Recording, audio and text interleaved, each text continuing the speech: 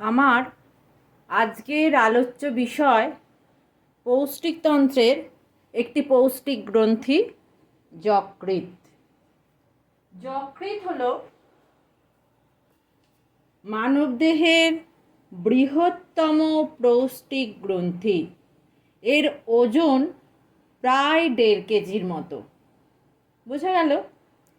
এই যকৃতের মধ্যে উৎপন্ন হয় পিত্তরস, যা পিত্তথলি, এই যে এখানে দেখা যাচ্ছে পিত্তথলি, এখানেও পিত্তথলিটা এঁকেছি, পিত্তথলিতে সাময়িকভাবে জমা হয়।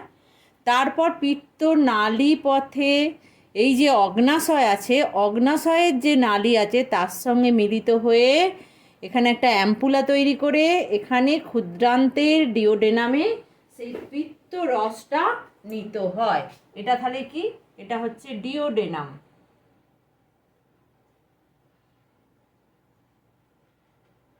এটা হচ্ছে ক্ষুদ্রান্তের ডিওডেনাম, ক্ষুদ্রান্তের প্রথম অংশ। আর এটা অগ্নাশয়, অগ্নাশয় নালীর সাথে মিলিত হয়ে পিত্ত নালীটা কমন একটা নালী তৈরি করে একটা অ্যাম্পুলা তৈরি করে সেটা হচ্ছে ডিওডেনামে এসে পড়ছে। এখানে অগ্নাশয় রসও এসে পৌঁছাচ্ছে এই অ্যাম্পুলা দিয়ে, এখানে পিত্তরসও এসে পৌঁছাচ্ছে। আজকে আমরা যেটা আলোচনা করব সেটা হচ্ছে যকৃৎ সম্বন্ধে আলোচনা করব। এই যকৃৎ হচ্ছে কিনা যে প্রধানত দুটো খণ্ড থাকে এই যকৃতে। যকৃতের প্রধান খণ্ড হচ্ছে দুটো। এই খণ্ডগুলোকে একটাকে বলা হচ্ছে ডান খণ্ড, এই যে টিপ টিপ করে যতগুলো নীল কালারের আমি করছি, এই যে পুরোটা এটা ডান খণ্ড, আর লাল যে শেডেড অঞ্চলটা এটা হচ্ছে বাম খণ্ড। এই ডান খণ্ড এবং বাম খণ্ডটা ফ্যালসিফর্ম লিগামেন্ট দ্বারা যুক্ত থাকে। এই যে ডান খণ্ডটা, সেই ডান খণ্ডটাকে আবার 3টে ভাগে ভাগ করা আছে। একটা হচ্ছে কোয়াড্রেট, এইটা একটা খণ্ড, কোয়াড্রেট লোব। কর্ডেট একটা খণ্ড, কর্ডেট লোব। আর এখানটা হচ্ছে ডান খণ্ড প্রপার বা রাইট লোব প্রপার বলা হচ্ছে। এই যে প্রতিটা খণ্ড যকৃতের, এই প্রতিটা খণ্ড ছোট ছোট উপখণ্ডে বিভক্ত। সেই উপখণ্ডগুলোকে বলা হয় লোবিউল। এই যেমন আমি একটা লোবিউল এঁকেছি, হ্যাঁ, তাহলে প্রতিটা খণ্ড কিসে বিভক্ত? ছোট ছোট লোবিউলে বিভক্ত, যাকে হেপাটিক লোবিউল বলা হয়।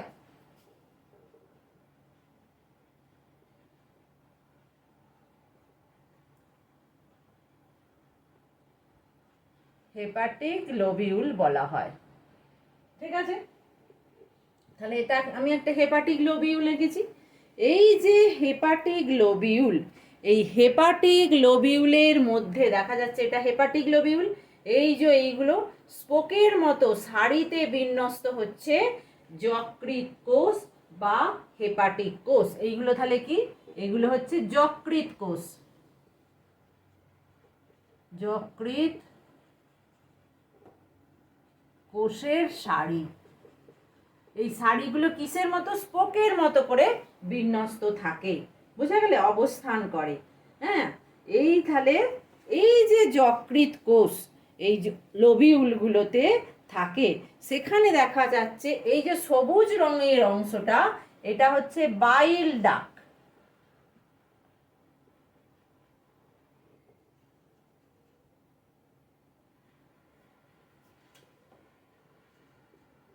এটা হচ্ছে বাইল ডাক। আর এই যে অংশটা এটাকে বলা হয় সাইনোসয়েড। দেখা যাচ্ছে কি? বাইল ডাক। আর এটা হচ্ছে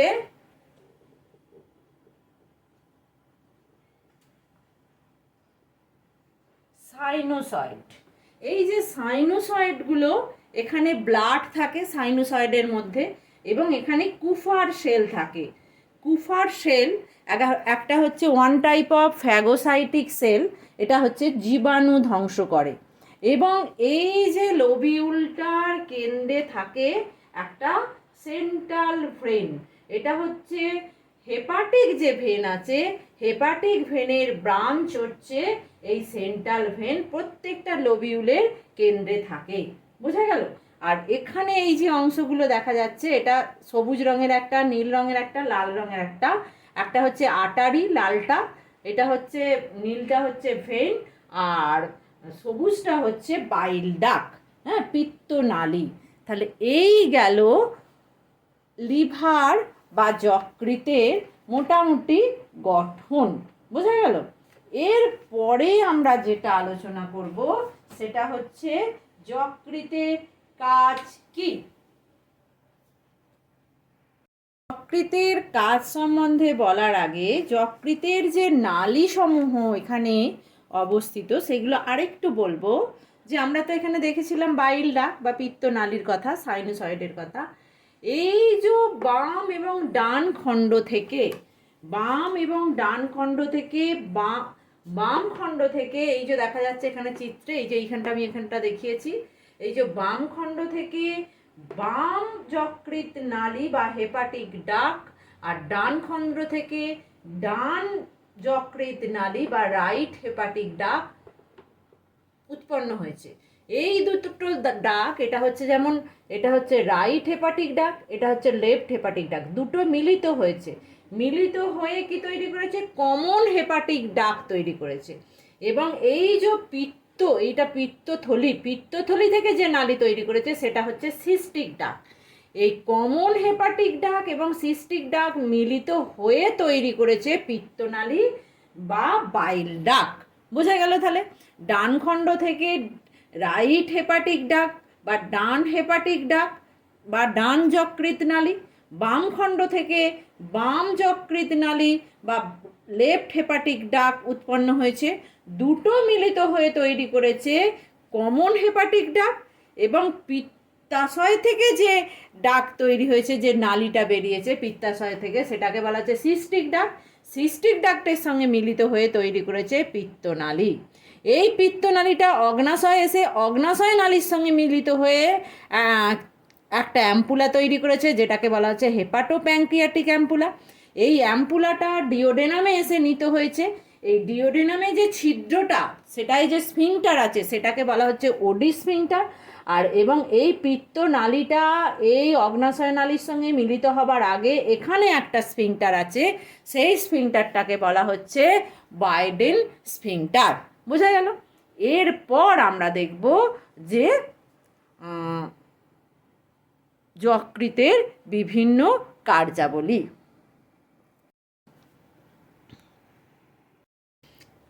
এই যকৃতের কাজটাকে আমি কতগুলো ভাগে ভাগ করে নেব।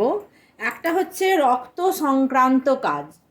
এখানে আমি বলবো 1 নম্বর, যেটা হচ্ছে আরবিসি সংক্রান্ত। সেটা কি? এই যকৃতের মধ্যে একবার আরবিসি সৃষ্টি হচ্ছে। যকৃৎ আরবিসি সৃষ্টি করে। কখন সৃষ্টি করে? যখন একটা বাচ্চা যখন, এটা ইউটেরাস আঁকছি বুঝতেই পারছো, একটা বাচ্চা যখন মায়ের এই ইউটেরাসের মধ্যে থাকে ভ্রূণ অবস্থায়, তখন যকৃতের মধ্য থেকে আরবিসি তৈরি হয়। আবার যখন সে পূর্ণাঙ্গ অবস্থা প্রাপ্ত হয়, পূর্ণাঙ্গ অবস্থা, এই পূর্ণাঙ্গ মানুষের ক্ষেত্রে আরবিসি ধ্বংস হয়। বোঝা গেল? দেখো, যখন ভ্রূণ অবস্থায় থাকছে তখন আরবিসি সৃষ্টি হচ্ছে, আর পূর্ণাঙ্গ অবস্থায় আরবিসি ধ্বংস হচ্ছে। আমরা জানি যে একটা আরবিসি 120 দিন বাঁচে। 120 দিন হচ্ছে আরবিসির আয়ু। এই 120 দিন পরে হিমোলাইসিস হয়, অর্থাৎ আরবিসিটা ভেঙে যাওয়াটার পদ্ধতিটাকে বলা হচ্ছে হিমোলাইসিস হয়। তাহলে আরবিসি যে হিমোলাইসিস হলো, হিমোলাইসিসের ফলে এই আরবিসিটার এই ধ্বংসের ফলে কি হয় দেখি এবার। আরবিসিটা দুটো জিনিসে পরিণত হয়। একটা হচ্ছে একটা হচ্ছে, এটা হচ্ছে লৌহ গঠিত, হ্যাঁ, আর একটা হচ্ছে গ্লোবিন। গ্লোবিন, এটা হচ্ছে প্রোটিন। এই দুটো অংশে হিমোলাইসিস হয়, অর্থাৎ আরবিসি ভেঙে যায়। তাহলে এই আরবিসি ধ্বংস হয়ে একটা হিম একটা গ্লোবিন তৈরি করলো। এই হিমটা হিম অক্সিডেজ এর সাহায্যে বিলিরুবিন নামক, এটা হচ্ছে পিত্তরঞ্জক, পিত্তরঞ্জক তৈরি করলো। এটা হচ্ছে হলুদ রঙের, এটা কি, এটা হলুদ রঙের পিত্তরঞ্জক, এটা তৈরি করলো। এটা মলের সাহায্যে, এটা ওই যে পিত্ত নালী দিয়ে আসছে, এলে ডিওডেনামে মিশলো, তার সঙ্গে এবার মলের সাহায্যে, এই জন্যে মলের রং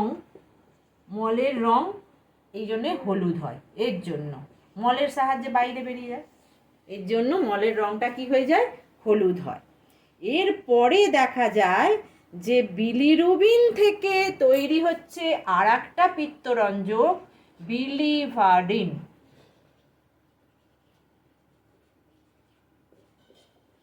বিলিভার্ডিন পিত্তরঞ্জক তৈরি হচ্ছে, এটা হচ্ছে সবুজাভ হলুদ রঙের। এটা কি,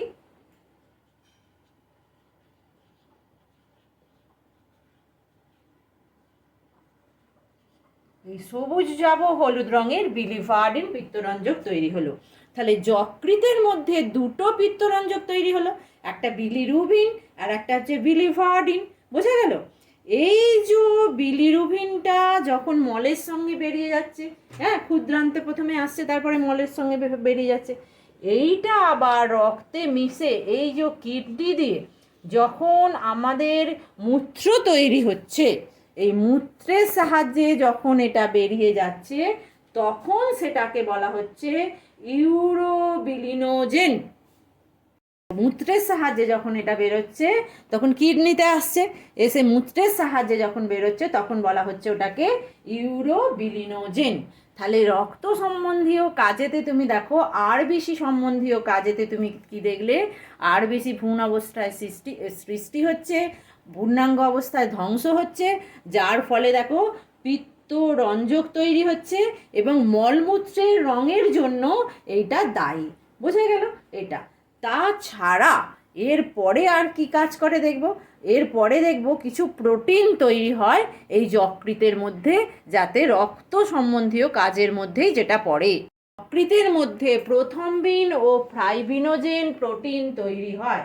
এই প্রথম্বিন এবং ফাইব্রিনোজেন প্রোটিন কি করে, রক্ত তঞ্চনে মুখ্য ভূমিকা গ্রহণ করে, রক্ত তঞ্চনে তাহলে সাহায্য করে।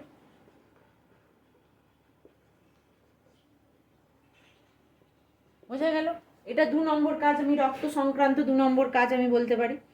এরপরে দেখো আর একটা আমি কাজের কথা বলবো, এই যকৃতের মধ্যেই তৈরি হয় হচ্ছে হেপারিন।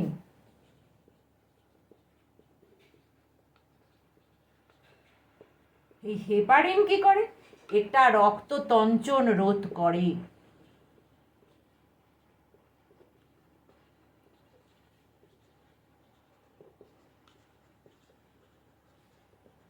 কি অদ্ভুত ব্যাপার, আমি এটা বলি, দেখো যে কতগুলো পরস্পর বিরোধী কাজ করে। দেখো যে, দেখো এখানে ভ্রূণ অবস্থায় আরবিসি সৃষ্টি হচ্ছে, আবার পূর্ণাঙ্গ অবস্থায় ধ্বংস হচ্ছে। একটা সৃষ্টি একই জিনিস, আবার ধ্বংস, এটা একটা পরস্পর বিরোধী কাজ। এখানে দেখো প্রথম্বিন এবং ফাইব্রিনোজেন তৈরি করছে, যার ফলে রক্ততঞ্চন ঘটছে, রক্তচঞ্চনে সাহায্য করছে, আবার হেপারিন নামক অ্যান্টিকোয়াগুলেন্ট ফ্যাক্টর তৈরি করছে, যেটা রক্ততঞ্চন প্রতিরোধ করছে। আমাদের শিরাতে, ধমনীতে যদি রক্ত তঞ্চিত হয়ে যায়, তাহলে তো সেটা আমাদের শরীরের পক্ষে ভীষণ রকমের খারাপ জিনিস, সেইটাকে রোধ করে হচ্ছে হেপারিন। তাহলে এই রক্ত সংক্রান্ত কাজগুলো দেখলাম। এরপরে আমরা দেখব যকৃতের বিপাক সম্বন্ধীয় কাজগুলো। যকৃতের বিপাক সম্বন্ধীয় কাজের মধ্যে প্রথমে আমি যেটা কার্বোহাইড্রেটের কাজ বলবো, সেটা হচ্ছে, দেখো এই যে রক্ত দিয়ে প্রথমে দেখো এই যে গ্লুকোজটা যকৃতে প্রবেশ করলো, হ্যাঁ, আমি গ্লুকোজটা না লিখে C6H12O6 লিখছি। গ্লুকোজটা কিসে পরিণত হয়, গ্লাইকোজেনে পরিণত হয়। গ্লাইকোজেন, গ্লাইকোজেনে পরিণত হচ্ছে গ্লুকোজটা। এই যে গ্লুকোজটা থেকে গ্লাইকোজেনে পরিণত হচ্ছে, এই প্রক্রিয়াটাকে বলা হচ্ছে গ্লাইকোজেনেসিস।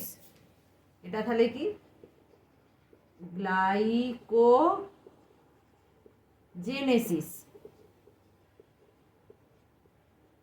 তাহলে এই গ্লাইকোজেনেসিস প্রক্রিয়াটা যকৃতের মধ্যে সংঘটিত হচ্ছে, এটা একটা যকৃতের কাজ। তাছাড়া দেখো এই গ্লাইকোজেনটা সঞ্চিত হয়, কার্বোহাইড্রেটের সঞ্চয় গ্লাইকোজেন রূপে হয়, আবার গ্লাইকোজেনটা থেকে গ্লুকোজে পরিণত হচ্ছে প্রয়োজনে, যেটাকে বলা হয় গ্লাইকোজেনোলাইসিস। গ্লাইকোজেনোলাইসিস, লাইসিস মানে ভেঙে যাওয়া, গ্লাইকোজেনটা ভেঙে যাচ্ছে, আর জেনেসিস মানে সৃষ্টি হওয়া। তাহলে দেখো গ্লাইকোজেনেসিসটা হচ্ছে, আবার গ্লাইকোজেনোলাইসিসও হচ্ছে, কার্বোহাইড্রেটের পরিপাকটা এইভাবে সংগঠিত হচ্ছে। বোঝা গেল? এইটা যকৃত। এবং প্রোটিনের ক্ষেত্রে প্লাজমা প্রোটিন সংশ্লেষিত হয়। প্রোটিনের মধ্যে কি হয়? প্রোটিনের মধ্যে এই যে প্লাজমা প্রোটিন সংশ্লেষিত হয়, প্লাজমা প্রোটিন তৈরি হচ্ছে, প্লাজমা প্রোটিন তৈরি। প্লাজমা প্রোটিন কি কি? যেমন ওই যে ফাইব্রিনোজেন, প্রোথম্বিন, এগুলো সব হচ্ছে প্লাজমা প্রোটিন। এই প্রোটিনগুলো এখানে তৈরি হচ্ছে। তাছাড়া কি হচ্ছে? এই যে এখানে প্রোটিন থেকে, এই যে প্রোটিন থেকে কি তৈরি হচ্ছে?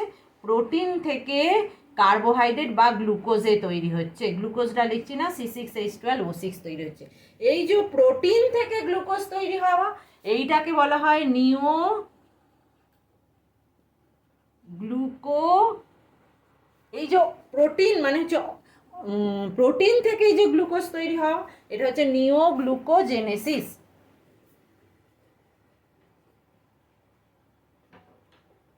অকার্বোহাইড্রেট থেকে কার্বোহাইড্রেট তৈরি হচ্ছে।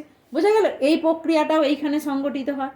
এবং ফ্যাট থেকেও দেখা যায়, ফ্যাটের পরিপাকটা কি হয়? ফ্যাটের হচ্ছে ফসফোলিপিড সংশ্লেষ হয়। ফসফোলিপিড, ফসফোলিপিড তৈরি হচ্ছে, ফসফোলিপিড তৈরি হচ্ছে। তাছাড়া কি হচ্ছে? এই যে ফ্যাট থেকে, ফ্যাট থেকে কি তৈরি হচ্ছে? গ্লুকোজ তৈরি হচ্ছে, C6H12O6, C6H12। এটাকেও বলা হচ্ছে নিওগ্লুকোজেনেসিস। তাহলে দেখো এই এর মধ্যে যকৃতের মধ্যে বিপাক সম্বন্ধীয় কি কি কাজ কিভাবে সংগঠিত হয়, সেটা হচ্ছে এইটা। তাছাড়া দেখো এই যকৃতের মধ্যে অর্নিথিন চক্রের মাধ্যমে যে অ্যামোনিয়াটা ইউরিয়াতে পরিণত হয়, এর ফলে রেচন পদার্থ নিঃসৃত হয়, সেটা আমরা পরে দেখছি। ঠিক আছে? অ্যামোনিয়া ইউরিয়াতে কোন চক্রের সাহায্যে পরিণত হচ্ছে। তাহলে এই গেল বিপাক সম্বন্ধীয় কাজ। এর মধ্যে যে আড়ি কোষ থাকে, এই আড়ি কোষ একটা হচ্ছে কুফার সেল। কুফার কোষ সাইনুসয়েডের মধ্যে থাকে। আমরা বলেছিলাম, যখন সাইনুসয়েড এখানে পড়েছিলাম তখন বলেছিলাম এই কুফার কোষ এরা কি করে? এরা ব্যাকটেরিয়াকে ধ্বংস করে।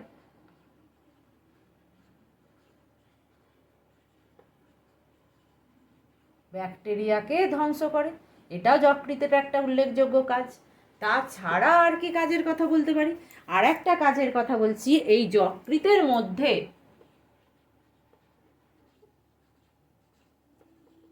অর্নিথিন চক্রে, অর্নিথিন চক্রের মাধ্যমে এই যে অ্যামোনিয়াটা, সরি NH3, অ্যামোনিয়াটা অর্নিথিন চক্রের মাধ্যমে কিসে পরিণত হয়? ইউরিয়াতে পরিণত হয়। ইউরিয়াতে পরিণত হয়। ইউরিয়াটা হচ্ছে একটা নাইট্রোজেন যুক্ত রেচন পদার্থ।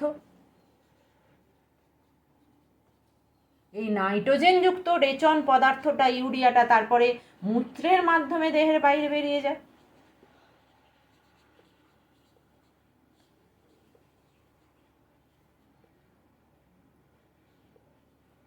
মূত্রের মাধ্যমে বের হয়। বোঝা গেল? তাহলে এই যে রেচন পদার্থকে শরীরের বাইরে বের করতেও সাহায্য করে যকৃৎ। ইউরিয়া হচ্ছে প্রধান রেচন পদার্থ। আজকে আমরা যকৃৎ সম্বন্ধে জানলাম, এর পরেতে আমরা অগ্নাশয় সম্বন্ধে আরও আলোকপাত করব। বোঝা গেল? এছাড়া দেখো যকৃতের কাজ যখন বলছি তাহলে এই প্রসঙ্গে বলে রাখি যে যকৃৎ ভিটামিন এ, ডি এগুলো সঞ্চিত করে রাখে। তাহলে সঞ্চয় শুধু গ্লাইকোজেনই করে না, এডি ভিটামিন এ, ডি সঞ্চয় করে রাখে। বোঝা গেল? এইটা পরে আমরা যেটা পড়ব সেটা হচ্ছে যে অগ্নাশয়, এবং এই যে যকৃতে উৎপন্ন পিত্তরস তার উপাদানগুলো যখন আমরা ব্যাখ্যা করব পৌষ্টিক তন্ত্রের বিভিন্ন রস সম্বন্ধে, তখন আমরা সেটা আলোকপাত করব।